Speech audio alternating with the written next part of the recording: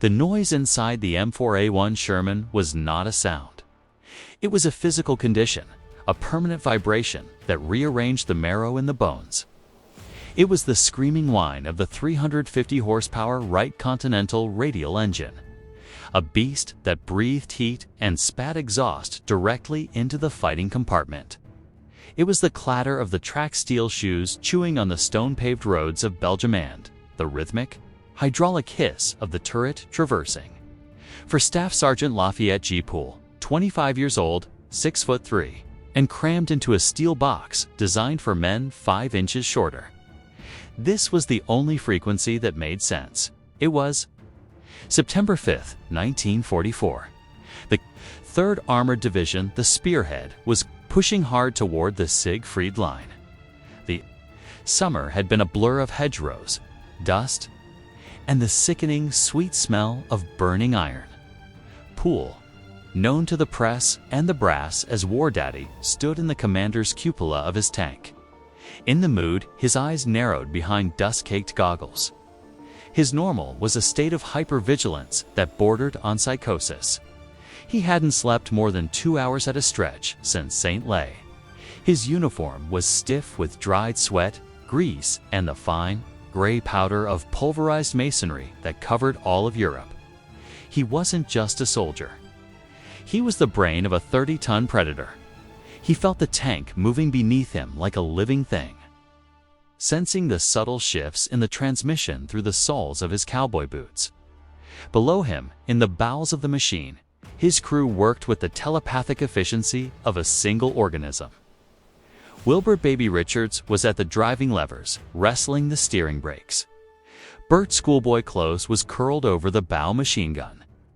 Del Jailbird Aller loaded the 76mm gun with a rhythm that was almost musical. They were the machinery of survival. They hadn't lost a man. They hadn't lost a tank. In the mathematics of armored warfare, they were statistical anomalies. Living on borrowed time, the column had halted near the village of Namur. The order was hold and refit. The chaotic, headlong rush across France had stretched the supply lines until they snapped. Fuel was low. Ammo was critical. The normal chaos of the advance meant that maps were useless. Towns were liberated and recaptured in the same hour, and the front line was a jagged, bleeding scratch across the countryside. Poole dropped down into the turret. The air thick with the smell of cordite and stale cigarettes. He grabbed his canteen, taking a sip of water that tasted like iodine and tin. "What's the word, War Daddy?" Aller asked, wiping grease from a 76mm shell casing. "We pushing for the river?" "Brass says we sit," Poole rasped, his voice a low rumble that barely cut over the engine idle. "Says we wait for the fuel train. Says the sector ahead is quiet. Rooting infantry." "Rooting infantry," Aller scoffed. "I hate rooting infantry. They dig holes. They carry Panzerfausts. It's quiet," Poole ordered, though not unkindly. He climbed back up to the cupola. The sun was setting, casting long, bloody shadows across the cobblestone road. The air was cooling, bringing the smell of damp earth and rotting crops. It was the hush that follows an air raid, or the hush that precedes an ambush. Poole scanned the horizon. The village of Namur lay a mile ahead, a cluster of slate roofs and a church spire silhouetted against the bruising purple sky. Intelligence G2 had marked it as clear. A recon unit had supposedly swept it an hour ago. The radio net was buzzing with the mundane traffic of an army at rest. Requests for socks, complaints about chow, the endless coordination of fuel trucks. This was the fragile version of normal, the belief that for a few hours the war had paused. The belief that the map, with its clean blue lines, reflected the reality of the mud and stone. Then came the disturbance. It wasn't a gunshot. It wasn't an explosion. It was a voice on the radio. Poole's headset crackled. It was the voice of Lieutenant Miller, the logistics officer for the battalion supply train. "Spearhead actual. This is Supply Train Baker 7. We have passed Checkpoint Charlie. ETA to Forward Depot, 10 mics. We are heavy with Class 3. Over. Tool frowned. Checkpoint Charlie was the crossroads exactly 200 yards behind in the Moods position. He turned in the cupola, looking back down the road they had just traveled. The road was empty. There was no dust. There was no roar of Dusseldorf trucks. There was no grinding of gears. Supply Train Baker 7 Poole keyed his mic, breaking protocol. This is in the mood. Say again your location. I am looking at Checkpoint Charlie. The road is bare. A pause, static. Then Miller's voice came back, sounding strained, slightly breathless, negative in the mood. We... We passed the stone barn. We are passing the burning half-track now. We are moving. Poole looked at the stone barn to his left. He looked at the burning German half-track in the ditch. To his right, there were no trucks. He felt a cold prickle at the base of his neck. It was the instinct that had kept him alive through 250 vehicle kills. The logistics officer was reporting landmarks that existed, claiming he was moving past them, but he wasn't there. Miller, Poole said, his voice dropping to a dangerous calm. What is your speed? Speed is ... 25, moving fast. And what color is the barn, Miller? The barn. It's gray stone. Like the map says. No, Poole whispered to himself. The barn is red brick. The map says stone. The reality is brick. The realization hit him like a spalling hammer. The supply convoy wasn't lost. It wasn't delayed. It was captured. Or worse, it had never existed in the way the radio claimed. The voice on the radio sounded like Miller. But the cadence was wrong. The stress was wrong. It was a man reading a script with a gun to his head. Or it was a recording. Or it was Miller, terrified, trying to lure the tanks backward to link up with a phantom convoy. But why? Driver Poole kicked Richard's shoulder. Kill the engine. Now, kill it. But War Daddy, kill it. The engine died. The silence that rushed in was deafening. The vibration stopped. Poole listened. He closed his eyes, filtering out the ringing in his ears.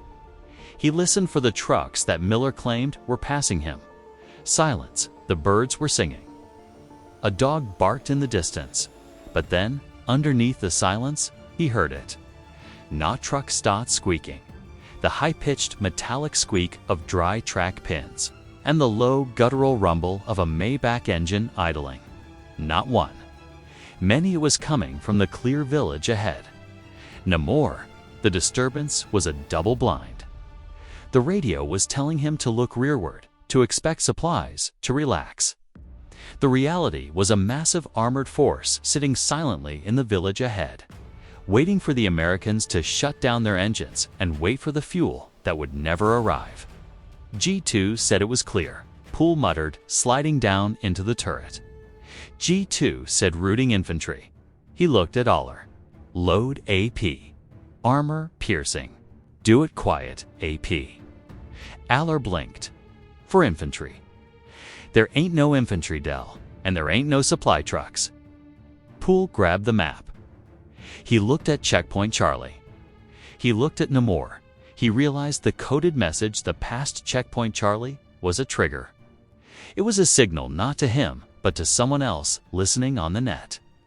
A signal that the American guard was down. He climbed back up. He lifted his binoculars. He focused not on the village streets, but on the shadows between the buildings. He saw it. A precise, factual disturbance in the visual field. A haystack at the edge of the village. It shuddered. Haystacks don't shudder. A long, slender barrel poked through the straw. A muzzle brake. The distinctive, terrifying snout of a Panther tank. And then another. And another, camouflaged, silent. Engines idling, They were waiting for the sun to go down completely. They were waiting for the Americans to get out of their tanks, to stretch their legs, and wait for Miller's phantom trucks. Radio check Poole whispered into the mic, switching to the platoon frequency. All units. This is War Daddy. Do not, ... repeat, ...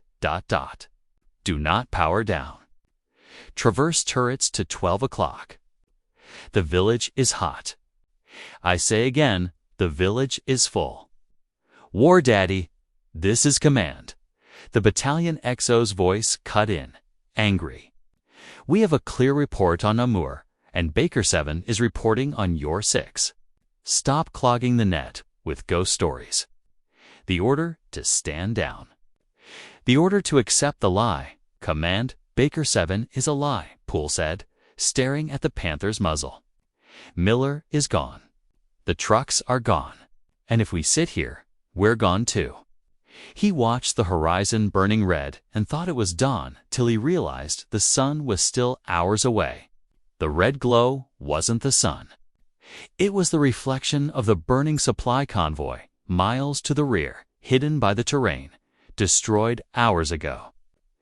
The enemy had taken the radios, taken the codes, and was using the dead men's voices to lull the spearhead into a grave. Poole kicked Richards again. Crank it. Action front. Gunner, target, haystack, range 800. The engine roared back to life, shattering the fake peace. The Panther and the haystack realized the game was up.